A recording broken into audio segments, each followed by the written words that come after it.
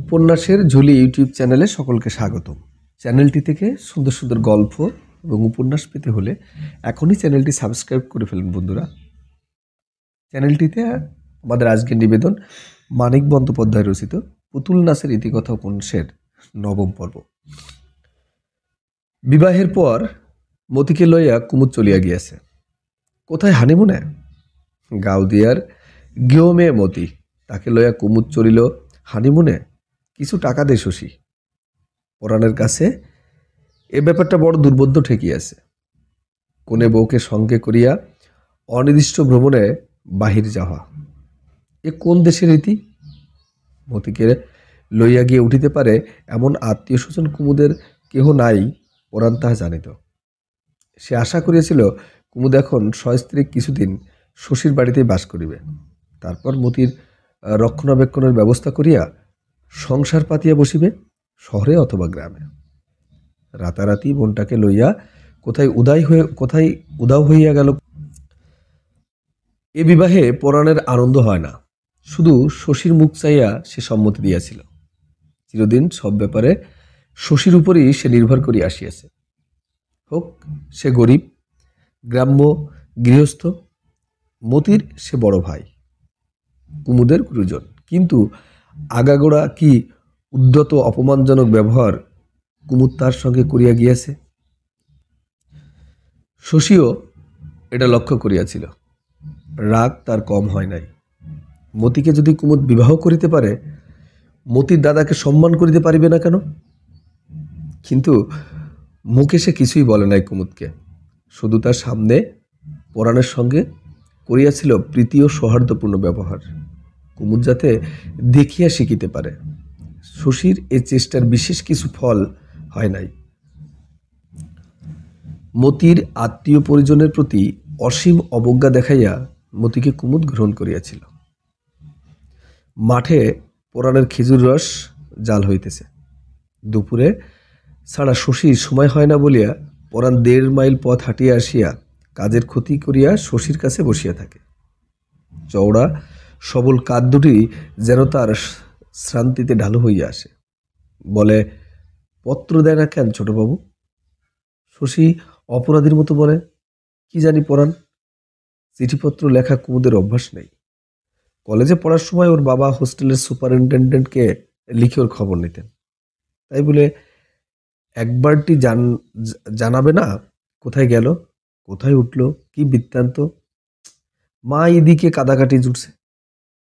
কুমুদকে মনে মনে অভিশাপ দেয় শশী। আসবে পরাণ, পত্র আসবে। খবর না দিয়ে কি পারে? আজ হোক কাল হোক খবর একটা তো দিবেই।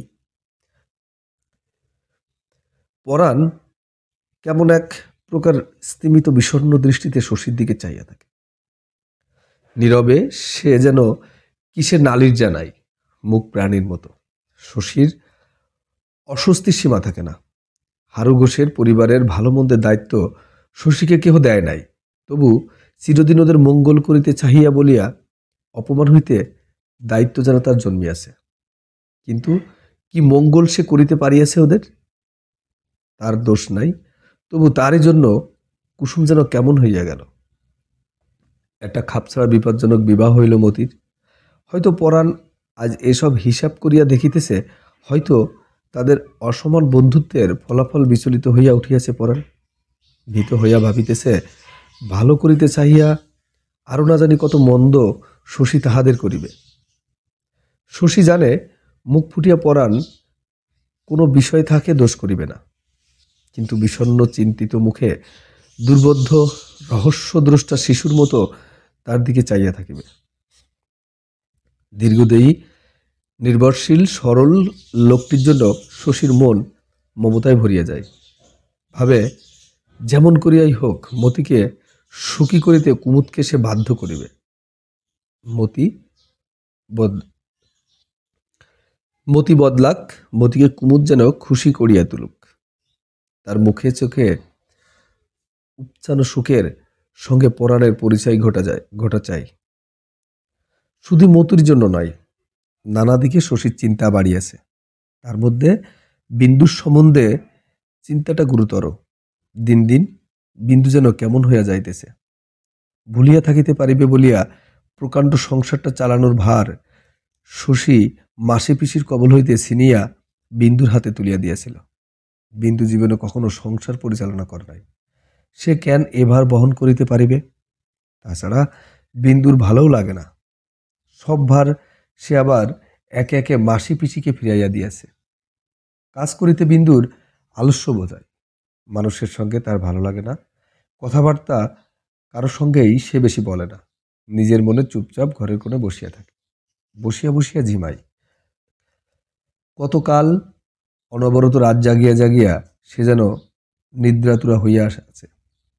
এমনিভাবে সর্বদা হাই তোলে, অথচ ঘুমাই সে খুব কম। কিছু সে খাইতে চায় না, দিন দিন শুকাইয়া যাইতেছে। আদমরা মানুষের মতো শিথিল নিস্তেজ ভঙ্গিতে সে দীর্ঘ দিবারাত্রি যাপন করে। শশী ডাক্তার মানুষ।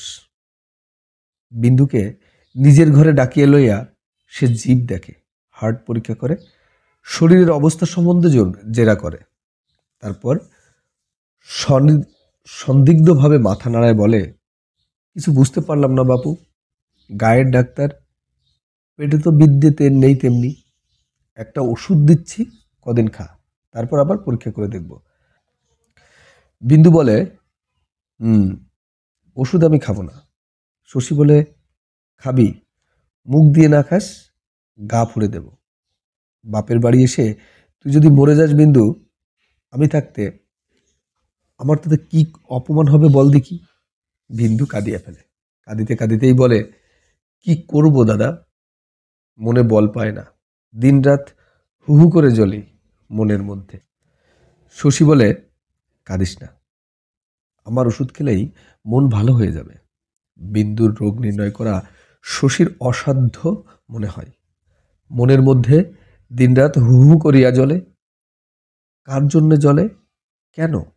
জীবনটা ব্যর্থ হইয়া গেল বলিয়া মানুষ কি শোকে এমন নির্জীব মৃতপ্রায় হইয়া যায়?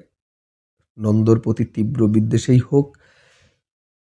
বিদ্বেষেই তো বিন্দুকে দুদিনে সুস্থ ও সবল করিয়া তোলার পক্ষে যথেষ্ট। বিদ্বেষ যদি নাও হয়, আকাশ ছোঁয়া অভিমান বিন্দুকে নবজীবন দিতেছে না কেন? নন্দ ক্ষমা করিবে এই আশায় এতগুলি বছর বিন্দু যে অবস্থায় কাটিয়া আসিতেছে, তাতে আজ যদি নন্দর জন্যই বিন্দুর মন হাহাকার করে, শশী তাতে বিস্মিত হইবে না। সংসারে এরকম অদ্ভুত মেয়ে দু চারটা থাকে, কিন্তু নন্দের জন্য মন কেমন করিলে বিন্দুর তো উচিত অস্থির চঞ্চল হইয়া থাকা, কাজ অকাজের ভানে ছটফট করা। এমন সে অলস ও অবসন্ন হয়ে আসিবে কেন? তৈলহীন প্রদীপের মতো সে নিভিয়া নিভিয়া যাইতেছে কেন? একদিন বিন্দু বলিল, দাদা, আলমারির চাবি দাও, বই নেব। শশী বলিল, বাংলা বই তো বেশি নেই আলমারিতে, বই যদি পড়িস তো আমি শহর থেকে এনে দেব। আলমারিতে যা আছে তাই তো এখন পড়ি, শহর থেকে যখন আনিয়ে দেবে দিও। শশী চাবির গোছাটা তার হাতে দিল। আলমারি খুঁড়িয়া একখানা বই বাহির করিয়া আবার বিন্দু আলমারি বন্ধ করিল বটে, চাবি ফেরত দিল না। বলিল, চাবি আমার কাছে থাক, তুমি এত বেড়াও রোগী দেখে আরেকটা বই বার করতে হলে সারাদিন হয়তো তোমার দেখাই পাবো না। শশী বলিল, গোছা শুদ্ধ রেখে কি করবি? বইয়ের আলমারির চাবিটা খুলে নে। বিন্তি বলিল, গোছা শুদ্ধ ইচ্ছে হলে তোমার বাক্স প্যাটরা ঘেটেও তো সময় কাটাতে পারি। বাড়ি ছেড়ে কোথাও তো যাব না আমি, চাবির দরকার হলে আমায় ডেকো। এমন সহজভাবে কথাগুলি বলিল যে শশীর মনে হলো সন্দেহ আসিল না। হয়তো অন্যমনস্ক ছিল বলিয়াও শশীর মনে পড়িল না ওষুধের আলমারিতে 4-5টা শিশির গায়ে লাল অক্ষরে 20 লেখা আছে। বিন্দুকে সে যে কতদিন উৎসুক লোভাতুর দৃষ্টিতে ওষুধের আলমারির দিকে চাহে থাকিতে দেখিয়েছে, খেয়াল করিলে তাও হয়তো শশীর মনে পড়িল। সেদিন বিকালে মাইল 5 দূরে একটা গ্রামে শশী রোগী দেখতে গিয়েছিল। গ্রামে ফিরতে প্রায় রাত 9টা হইয়া গেল। বাড়ির সামনে পৌঁছায়া অন্ধর একটা গোলমাল শশীর কানে আসিল। বাইরের ঘরগুলি অন্ধকার, জনপ্রাণহীন।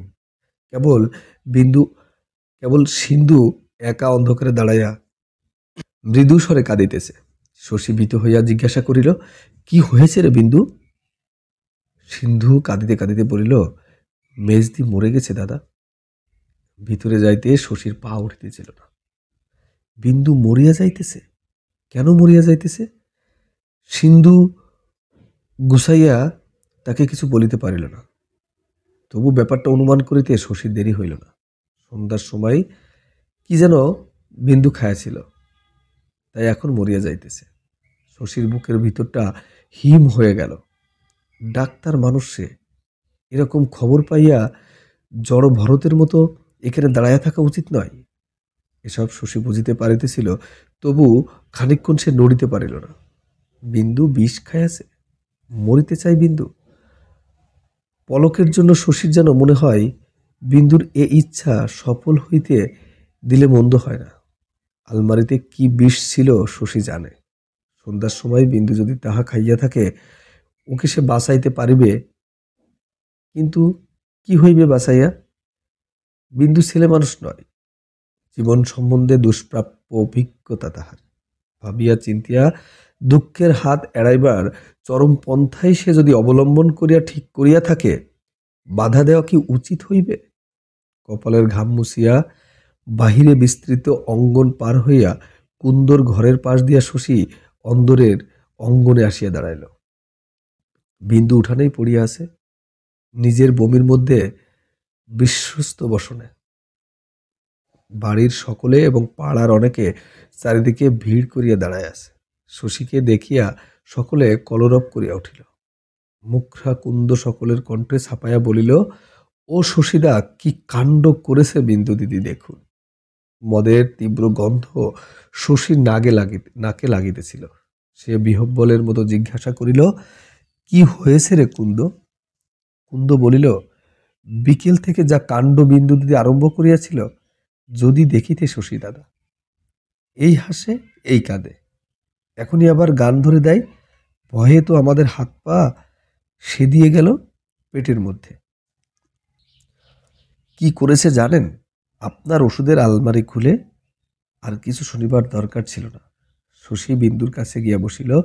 নারী দেখিয়া কুন্দকে বলিল, এখানে এমন করে পড়ে আছে, ধুয়ে মুছে ঘরে নিয়ে শুয়ে দিতে পারলি না তো কেউ? কুন্দ কৈফিয়ত দিয়ে বলল, ধরতে গেলে কামড়াতে আসে যে। শশী বলিল, এখন তো হুঁশও নেই কুন্দ, এক কলসি জল নিয়ে আয়। বিন্দুকে শশী স্নান করায় দিল। তারপর কয়েকজনের সাহায্যে ধরাধরি করিয়া ঘরে শুয়ে আয় দিল। এও একটি কলঙ্ক বই কি। কদিন গ্রামে খুব একচোটা হইচই হইয়া গেল। ভদ্র পরিবারের অন্তপুরে একই বিসদৃশ্য কাণ্ড। পুরুষ মানুষ মদ খায়, মাতলামি করে, বমি করিয়া ভাসিয়া দেয়, লোকে নিন্দা করে, কিন্তু আশ্চর্য হয় না। বাড়ির মেয়ে এমন বিভৎস ব্যাপারে নায়িকা হতে পারে, তার কল্পনাও করা যায় না। যারা উপস্থিত থাকিয়া বিন্দুর মাতলামি দেখিতে পায় নাই, তারা আফসোস করিয়া মরে।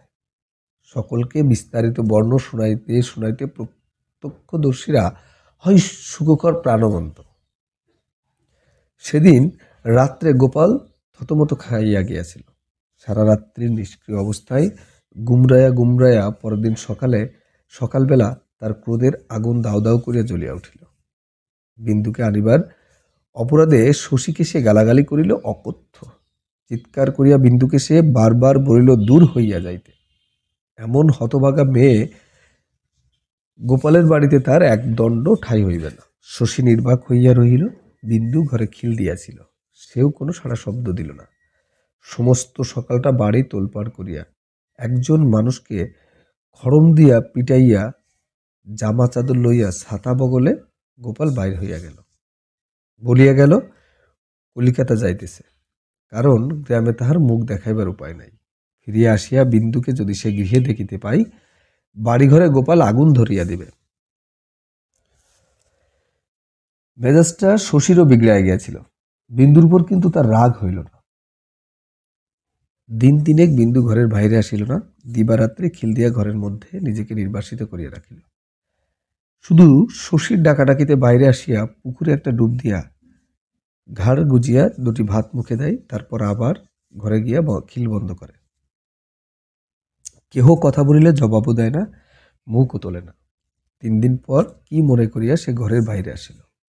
কুন্দর সঙ্গে সহজভাবে 2-1টি কথাও বলিল, কিন্তু মিশিতে পারিল না কারো সঙ্গে। এখানে আসিয়া অবধি সেরকম নির্জীব নিঃসঙ্গ জীবনযাপন করিতেছিল, তেমনিভাবে দিন কাটিতে লাগিল। একটা অনাবশ্যক ব্যস্ততার সঙ্গে শশী ঘুরিয়া বেড়ায়, কর্তব্য কাজগুলি সম্পন্ন করে। এতদিন সে রোগীর পরিবারের আত্মীয় বন্ধুর মতো রোগী দেখিয়াছে, ওষুধের সঙ্গে দিয়েছে আশ্বাস। এখন সে গম্ভীর মুখে রোগীর নাড়ি টেপে সামান্য কারণে রাগিয়া আগুন হইয়া ওঠে। কোনো কথা একবারের বেশি দুবার বলিতে হইলে বিরক্তি তার সীমা থাকে না। সময়টা চৈত্র মাস, কড়া রোদে মাঠ ভাঙিয়া শশীর পালকি গ্রাম হইতে গ্রামান্তরে যাই, হু হু করিয়া গরম বাতাস বহিতে থাকে। পালকির মধ্যে নিষ্ক্রিয় উত্তপ্ত অবসর শশীর ভাবিয়া ভাবিয়া ক্ষয় করিয়া ফেলে। বিন্দুর কথা ভাবে, কুসুম ও মতির কথা ভাবে। কুসুম ও মতির সম্বন্ধে নতুন করিয়া কিছু ভাবিবার নাই। বিন্দুর কথা ভাবিয়া সে কুল কিনারা দেখিতে পায় না। বিন্দুকে সেই নন্দর কবল হইতে ছিনিয়ে আনিয়াছে, ওর সম্বন্ধে সমস্ত দায়িত্ব তাহার। বিন্দু যে বীভৎস কীর্তি করিয়া লোক হাসাইয়াছে, গ্রাম হইতে গ্রামান্তরে অকথ্য দুর্ঘটনা রটনা হইতেছে, এজন্য শশী নিজেকে অপরাধী মনে করে। তারই দোষ, যে বিষয়ে সে দায়িত্ব গ্রহণ করে তাই ভেস্তাইয়া যায়। একটা অদৃশ্য দুর্বার শক্তি যেন অহরহ তাহার বিরুদ্ধে কাজ করিতেছে। রূপসী সেনদিদির স্নেহপ্রিয় ছিল, কুরূপা সেনদিদিকে এড়াইয়া চলিবার ইচ্ছাই তাই নিজেকে আজ অশ্রাদ্ধ করিতে হয়। অবস্থা পড়িয়া গিয়াছে বলিয়া মমতার বশে পরামর্শ দিয়ে সাহায্য করিয়া হারু ঘোষের পরিবারের সঙ্গে ঘনিষ্ঠতা করিয়াছিল। তারপর যেদিন আপনা হইতে ওদের অভিভাবকের আসনটি সে পাইয়াছিল, সেদিন চিনিতে পারিয়াছিলে কুসুমের মন, নষ্ট করিয়াছে মতির ভবিষ্যৎ। এবার বিন্দুর অবস্থা দাঁড়াইল একই। বিন্দুকে আনিবার সময় কত কল্পনায় সে করিয়াছিল, ধীরে ধীরে বিন্দুর মনকে সুস্থ করিয়া তুলিবে, গ্রামের শান্ত আবেষ্টনীতে মনে ওর শান্তি আসিবে। তার স্নেহ যত্ন সহসার্যে স্বামীহীনা নারীর যত রস ও আনন্দ জীবনে থাকা সম্ভব, ক্রমে ক্রমে সব আসিবে বিন্দুর জীবনে। বই পড়িতে এবং ভাবিতে শিখাইয়া একটি অপূর্ব অন্তর্লোক ওর জন্য সে সৃষ্টি করিয়া দিবে। তা যে কতদূর অসম্ভব আজ আর বুঝিতে শশীর বাকি নাই। ভাবিতে শশীর কষ্ট হয়, তবু ইহা সত্য যে শুধু নেশার জন্যই বিন্দু সেদিন মদ খেয়েছিল, আর কোনো কারণে নয়। একদিন হয়তো সাহস দিয়া দাঁত ফাঁক করিয়া তাকে নন্দর ওই জিনিসটা গেলাইতে হয়েছিল। আজ মদ ছাড়া বিন্দুর চলে না। তাছাড়া বিন্দুর মদের নেশা নয়, 7 বছর ধরিয়া নন্দ তাহাকে এই উত্তেজনাময় অস্বাভাবিক জীবন দিয়াছিল। সেই জীবনেও বিন্দুর অপরিহার্য হয়ে উঠিয়াছিল। তার বিপুল বিকারগ্রস্ত বিরহ তো শুধু নন্দর জন্য নয়, লজ্জাকর বিলাসিতার জন্য, সঙ্গীত ও উন্মাদনার জন্য। গ্রামের বৈচিত্র্যহীন স্থিমিত নিস্তেজ জীবন বিন্দুর সহিতেছে না। কি উপায় হইবে বিন্দুর? নন্দর কাছে ফিরিয়া যাইবে, তাতেও লাভ নেই। যে বিকৃত অভ্যস্ত জীবনের জন্য বিন্দু মরিয়া যাইতেছে, সে জীবনে ফিরিয়া গেলেও তার সমস্যা মীমাংসা হইবে না। গায়ের জোরে এই অস্বাভাবিক জীবনে বিন্দুর অভ্যাস জন্মানো হয়েছে, তাই গৃহস্থ কন্যার একটি সংস্কারও তার মরিয়া যায় নাই। এই অশান্ত উদ্দাম লজ্জাকর অবস্থায় দিন কাটাইতে না পারিলে তার চলিবে না। কিন্তু সেজন্য লজ্জায় দুঃখে অনুতাপে যন্ত্রণাও সে পাইবে অসহ্য। আকণ্ঠ মদের পিপাসার সঙ্গে বিন্দুর মনে মদের প্রতি এমন মারাত্মক ঘৃণা আছে যে নেশার শেষে আত্মগ্লানিতে সে আধমরা হইয়া যায়। কি হইবে বিন্দুর? বিন্দু লজ্জা ভাঙিয়াছে। কোণঠাসা ভীরু জন্তুর একটা হীন সাহস জাগিয়াছে তার। রাত দুপুরে উঠিয়া আসিয়া সে দরজা ঠেলিয়া শশীর ঘুম ভাঙায়, ঘুমের মধ্যে ওষুধ চায়, মাথা ধরার প্রতিকার প্রার্থনা করে। শশী বলে, চুপচাপ শুয়ে থাকবি, যা, ঘুম আসবে, মাথা ধরাও কমে যাবে। বিন্দু কাঁদিয়া বলে, না দাদা, দাও ঘুমের ওষুধ, এত কষ্ট সইতে পারে না। নিশুতি রাতে তার শীর্ণ কম্পিত শরীর আর জলজলে চোখের গাঢ় তৃষ্ণা শশীকে উতালা করিয়া তোলে। বুঝাইয়া সে পারিয়া ওঠে না। বিন্দু কোনো কথা কানে তোলে না, অবুঝ শিশুর মতো ঘুমের ওষুধ চাইতে থাকে। শশী বলে, তোর এটুকু মনের জোর নেই বিন্দু? বিন্দু বলে, মরে গেলে মরে গেলাম আমি, মনের জোর কোথা পাবো? শশী একটা ওষুধ তৈরি করিয়া তাহাকে দেয়। বিন্দু সে ওষুধ মেঝেতে ঠেলিয়া ফেলে। শশীর পা জড়াইয়া ধরিয়া বলে, একটু ভালো ওষুধ দাও, একটুখানি দাও, দাও না একটু ভালো ওষুধ আমাকে। ব্র্যান্ডির বোতল শশী বাক্সে বন্ধ করিয়া রাখিয়াছিল। আলমারিতে রাখিতে সাহস পায় নাই। চাবির অভাবে কাঁচ ভাঙিয়া বোতলটা আয়ত্ত করা বিন্দুর পক্ষে অসম্ভব নয়। খানিকক্ষণ সে অবল কণ্ঠে বিন্দুর দিকে চাহিয়া থাকে, তারপর বলে, পা ছাড়িয়া দিচ্ছি। ওষুধের গ্লাসে ঘুমের ওষুধ খাইয়া বিন্দু ঘুমাইতে যায়। শশী চুপ করিয়া জাগিয়া বসিয়া থাকে। কত যে মশা কামড়ায় তাহাকে তারই আত্মা নাই। শশী ভাবে, কেন সে এমন অক্ষম, এত অসহায়? শান্তি দিবে বলিয়া যাকে সে কুড়াইয়া আনিয়াছিল, রাত দুপুরে তার মদ পরিবেশন করিতে হয় কেন? দিন দশেক কলিকাতায় থাকিয়া গোপাল ফিরিয়া আসিল। বিন্দুর সম্বন্ধে সে আর কোনো উচ্চবাক্য করিল না। মনে হইল বিন্দু সেদিনকার অপরাধ সে বুঝি ক্ষমাই করিয়া ফেলিয়াছে। শশী তাকে চিনিত। গোপালের শান্তভাবে সেই শুধু একটু চিন্তিত হইয়া রইল। দিন তিনেক নির্বিবাদে কাটিয়া গেল। তারপর একদিন সকালে শশীকে ডাকিয়া গোপাল বলিল, নন্দর সঙ্গে দেখা হয়েছিল শশী। দেখা হইয়াছিল হঠাৎ পথে?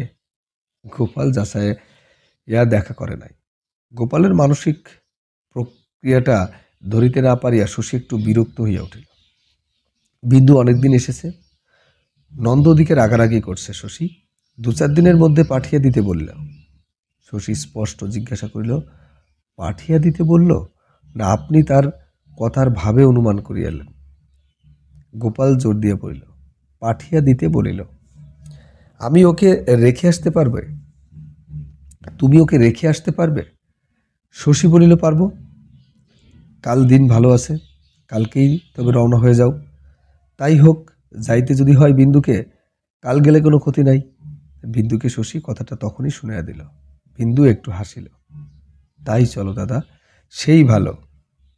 শশী বলিল, এমন জানলে তোকে আমি আনতাম না বিন্দু, শুধু কষ্ট পেলি। ওদিকে নন্দ রেগে রইল, কোনো লাভ হলো না। বিন্দু বলিল, লাভ হলো বই কি দাদা, চলে না এলে কি করে বুঝতাম ওখানে অমনিভাবে থাকা ছাড়া আমার গতি নেই। এবার আর কিছু না হোক, মুক্তির কল্পনা আর অযথা ব্যাকুল হব না। হয়তো এবার মনও বসবে, হয়তো এবার খুব সুখেই থাকব। বিদায় নেওয়া ঠিক হইয়া গেল বলিয়া বোধহয় বিন্দু এতদিন পরে গ্রামের দিকে চাহিয়া দেখিল, আত্মীয় পরিজনের সঙ্গে মেলামেশা করিল। সেদিনকার কাণ্ডের পর সকলের সঙ্গে ঘনিষ্ঠতা করিতে আজ বিন্দুর সংকোচ হইয়া উচিত ছিল। এ বাড়ির উঠান নিজের বমির মধ্যে সে যে একদিন গড়াগড়ি দিয়াছিল, সকলের সঙ্গে হঠাৎ তার অবাধ অকুণ্ঠ ব্যবহার দেখিয়া মনে হইল না সেদিন বিন্দুর স্মরণ আছে। রান্নাঘরে কুন্দর ছেলেকে কোলে লইয়া বসে অনেকক্ষণ সে সকলের সঙ্গে গল্প করিল, হাসিল পর্যন্ত। সে যেন স্বামীর গৃহে সহজ ও সাধারণ গৃহবধূর জীবন করিয়া বহুদিন পরে বাপের বাড়ি আসিয়াছে। জীবনে তার গ্লানি নাই, অস্বাভাবিকতা নাই, মন ভরা তার নির্মল আনন্দ। খবর পাইয়া পাড়ার শুদ্ধ মেয়েরা বিন্দুকে দেখিতে আসিল। অনেকে তাহারা বিন্দুকে জন্মাইতে দেখিয়াছে। বিন্দু আজ তাহাদের কাছে আকাশের পরিচ্ছেও রহস্যময়। অনেকদিন আগে এক সময় আসিয়া গ্রামে সে চমকাইয়া দিয়াছিল, এবারও দিয়াছে। আবার সে ফিরিয়া যাইতেছে তার অজ্ঞাত রহস্যময় প্রবাসে। তাহাদের গায়ের মেয়ে বিন্দু, কুসুম এবং পরানো আসিল। কুসুম চুপি চুপি বিন্দুকে বলিল, বড্ড যে হাসি খুশি দিদি। বিন্দু বলিল, বরের কাছে যাব যে ভাই। শীর্ণ মুখে সে অকথ্য হাসি হাসিল। আবার কবে আসবে? আর তো আসবো না বউ। পরাণ শশীকে বলিল, মতিদের খোঁজ খবর করবেন ছোটবাবু? শশী বলিল, করবো বই কি, বৈশাখ মাস পড়িল না। বৈশাখ মাস কুমুদ সরস্বতী অপেরায় যোগ দেবে বলিয়াছিল। দলটার ঠিকানা অবশ্য জানি না, তবে খোঁজ পেতে কষ্ট হবে না। খবর যদি পান ছোটবাবু, মতিকে নিয়ে আসবেন। পরাণের মুখের দিকে শশী চাইতে পারে না। 2 মাস হইল মতি গ্রাম ছাড়া, এর মধ্যে একটাও খবর আসে নাই। টাকা চাহিয়াও কুমুদ যদি একখানা পত্র লিখিত, যদি দেখা হয়, কুমুদের সঙ্গে একটা বোঝাপড়া করিতে হইবে, বুঝাইয়া দিতে হইবে সে কত বড় দায়িত্ব জ্ঞানহীন রাস্কেল। আচ্ছা, মতি তো একখানা চিঠি লিখিতে পারিত তার আঁকাবাঁকা অক্ষরে, কেন লিখিল না? কুমুদের সঙ্গে খেলা করিয়া সময় পার করে না? এ ক্ষমতা কুমুদের আছে, মানুষকে সে আত্মভোলা করিয়া দিতে পারে। তাছাড়া হয়তো কুমুদ যেমন বিবরণ দিয়াছিল, তেমনি অসম্ভব অবাস্তব ভালোবাসা সত্যি সত্যি মতির বুকে আসিয়াছে। কাব্যে যেমন লিখে মিলনের তেমনি অতল উচ্ছল আনন্দমতি বিশ্ব সংসার ভুলিয়া গিয়াছে। শশী একটু হাসে। মতিকে উপন্যাসের নায়িকার মতো ভাবিতে আরম্ভ করিয়াছে। সে তো কম কল্পনাপ্রবণ নয়। পরদিন বিন্দুকে সঙ্গে করিয়া শশী কলকাতায় রওনা হইয়া গেল। দিন এবং রাত্রি কাটিল পথে। কথা তাহারা বলিল খুব কম। কে ভাবিয়াছিল যে এভাবে বিন্দুকে আবার ফিরাইয়া দিতে হইবে? বিন্দুর বাড়ির সেই ফরাস পাতা তবলা তাকিয়া ও দৃশ্য ছবিতে সাজানো ঘরখানা শশীর মনে ভাসিয়া আসিতেছিল। সে ভাবিতেছিল তার আলমারিতে বোতলের পাশে লেবেলাটা বিষের শিশি ছিল। বিন্দু কেন সেদিন বিষ খাইল না? বেলা প্রায় 10টার সময় তাহারা বিন্দুর বাড়ি পৌঁছাল। দারোয়ান খুব ঘটা করিয়া সেলাম করিল বিন্দুকে। বিন্দুর দাসী একগাল হাসিল। নন্দ নামিয়া আসিল, নির্লজ্জ অকুণ্ঠ নন্দ। হাসি মুখে শশীকে অভ্যর্থনা করিয়া সে বলিল, এসো এসো, আসতে আজ্ঞা হোক। শশী বলিল, আসতে পারবো না নন্দ, কাজ আছে। বিন্দু মিনতি করিয়া বলিল, একটু বসে যাবে না দাদা? কাজ আছে বিন্দু। শশী নামিয়া দাঁড়াইয়াছিল, এবার গাড়িতে উঠিয়া বসিল। বিন্দু তাকে আর নামিতে অনুরোধ করিল না, শুধু বলিল, গায়ে ফেরার আগে যদি সময় পাও, একবারটি খবর নিয়ে যেও। বিন্দু ভিতরে চলিয়া গেল। শশীর গাড়ি চলিতে আরম্ভ করিল। গাড়োয়ানকে থামিতে বলিয়া নন্দ কাছে আগাইয়া আসিল। শশীর মনে হইল নন্দ খুব রোগা হইয়া গিয়াছে, চোখে রাত জাগার চিহ্ন। খবর নিতে বোধহয় আসবে না। নন্দ জিজ্ঞাসা করিল, কি করে বলি, সময় পাবো না হয়তো। নন্দ একটু ভাবিল। এলে ভালো করতে শশী, ওকে কাল বাড়ি নিয়ে যাব ভাবছি। মা ওরা সব যে বাড়িতে আছেন ওইখানে, এ বাড়িতে বেঁচে দেব। নতুন লোকের মধ্যে গিয়ে একটু হয়তো বিব্রত হয়ে পড়বে। তুমি গিয়ে দেখা করলে ভালো হবে, ওর মন বসতে সাহায্য করবে। শশী অবাক হইয়া বলিল, বিন্দুকে বাড়ি নিয়ে যাবে? নন্দ বলিল, তাই ভাবছিলাম। এখানে যখন থাকতে চায় না, বাড়ি চলুক। একবার তোমার সঙ্গে চলে গেল, পরের বার যদি জন্মের মতো আমাকে ত্যাগ করে বসে। কি জানি শশী, বুড়ো বয়সে এসব হাঙ্গামা ভালো লাগে না। এখানে নিজের মনে কত আরামে ছিল, ভিড় নেই, ঝামসা নেই, সব বিষয়ে স্বাধীন। তাছাড়া ভালো না লাগে চলুক, তবে সেখানে থাকতে ভালো লাগলে সেখানেই আমার ভালো। আমি কাজের মানুষ, কাজ নিয়ে থাকি নিজের। এ সুবুদ্ধি তোমার আগে হলো না কেন নন্দ? নন্দ হঠাৎ এক কথা জবাব দিতে পারিল না। তারপর ছেলে মানুষের মতো বলিল, আগে কি করে জানবো যে সে পালিয়ে যাবে? বেশ তো হাসি খুশি দেখতাম। শশী একবার ভাবিল নন্দকে বুঝাইয়া এ মতলব ত্যাগ করিতে বলে। 7 বছর ধরিয়া যে অন্যায় সে করিয়াছে, আজ অসময়ে কেন তার প্রতিকারের চেষ্টা? চেষ্টা সফল হইবার সম্ভাবনাও নাই। ঘোমটা টানিয়া বিন্দু আজ এতকাল পরে শাশুড়ি ননদ সতীনের সংসারে নিরীহ বধূটি সাজিতে পারিবে কেন? তা যদি পারিত, গাওদিয়ার উত্তেজনাহীন সহজ জীবন তার অসহ্য হয়ে উঠিত না। শেষ পর্যন্ত কিছু না বলাই শশী ভালো মনে করিল। নন্দর সঙ্গে আলোচনা চলে না। গতবার কুসুমদের সঙ্গে করিয়া যে হোটেলে উঠিয়াছিল, এবারও শশী সেইখানে গেল। কুমুদের দেখা পাইবার আশায় মতি যেখানে আগ্রহে ব্যাকুল হইয়া উঠিয়াছিল, সে কথা শশীর মনে আছে। মতি, এতটুকু মেয়ে মতি, কি মন্ত্রই কুমুদ জানে। বেহিসাবি নিষ্ঠুর যাযাবর কুমুদ। পরদিন শশী কুমুদের খোঁজ করিল। একটা থিয়েটারের সাজ পোশাকের দোকানে বিনোদিনী অপেরার ঠিকানা পাওয়া গেল। সরস্বতী অপেরার সন্ধান কেহ শশীকে দিতে পারিল না। কুমুদ বলিয়াছিল বিনোদিনী অপেরার সঙ্গে তার সম্পর্ক চুকিয়াছে। ওখানে খোঁজ করিয়া লাভ হইবে কিনা সন্দেহ। তবু শশী শেষবারের চিতপুরে একটা বাড়ির দোতলার অধিকারী হিসেবে দেখা করিল।